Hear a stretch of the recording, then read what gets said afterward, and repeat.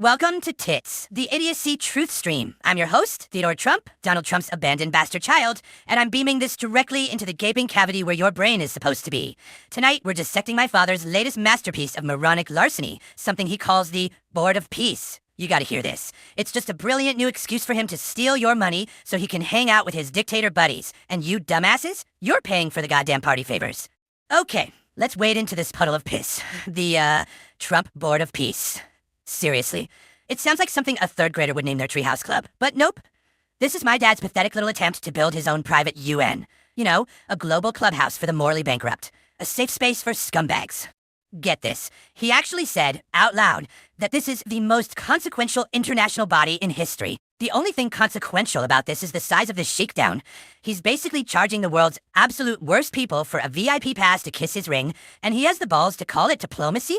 Pathetic. So who exactly are the charter members of this little country club for criminals? Oh, you're gonna love this lineup. It's a real who's who of global parasites. The best people. The very best. Let's meet the team. First up, we've got this winner from Kazakhstan, Kassym-Jomart Tokayev. He was handpicked by the last dictator. According to some nerds who track this crap, his country gets a freedom score of 23 out of 100. That's a hard F, you dumbasses. No free elections, punished speech, corruption everywhere. Yeah, it sounds like a perfect fit for Team Trump. And who's this beauty? Well, it's Egypt's Prime Minister, Mustafa Madbouli. His country scores an even more impressive 18 out of 100. It's a real paradise where the security forces have total impunity and political opposition is, well, it's just not really a thing. You absolutely need a guy like that at the peace table. God damn. And then there's this clown, Hun Manet of Cambodia.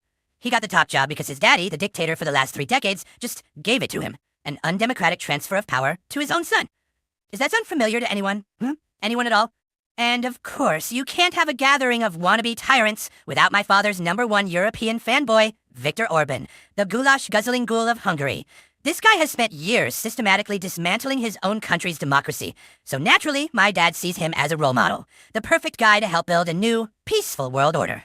So, what's the cover charge for this little collection of cretins? What's the price of admission to my father's fake UN? You just know it's not going to be cheap. $1 billion. That's the buy-in. $1 billion gets you a permanent seat on the board.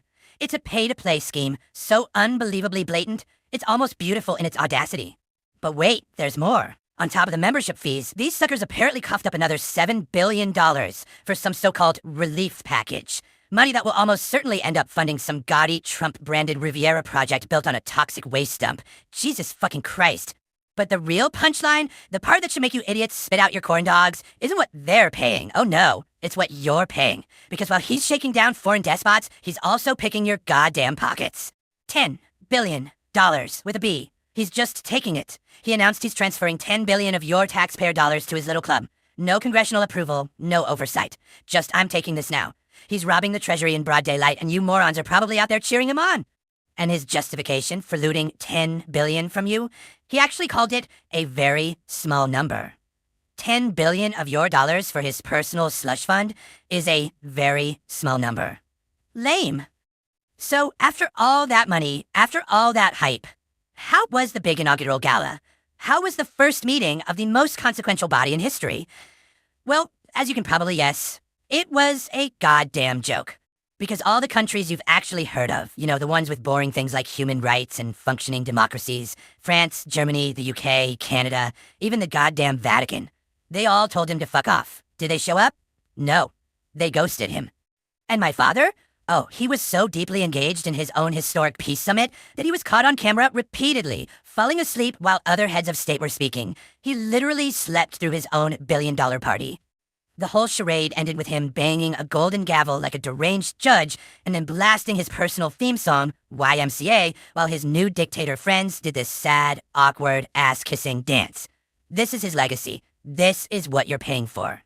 So there you have it. He stole $10 billion from you to throw a party for a collection of the world's worst people, a party that all our real allies skipped, and a party that he slept through anyway. Now, if you want me to keep spoon-feeding you the obvious truth about this kleptocratic circus, you're gonna have to smash that like button and subscribe. Or I swear to God, I will sell your personal data to my dad's new friends on the Board of Peace. Don't test me.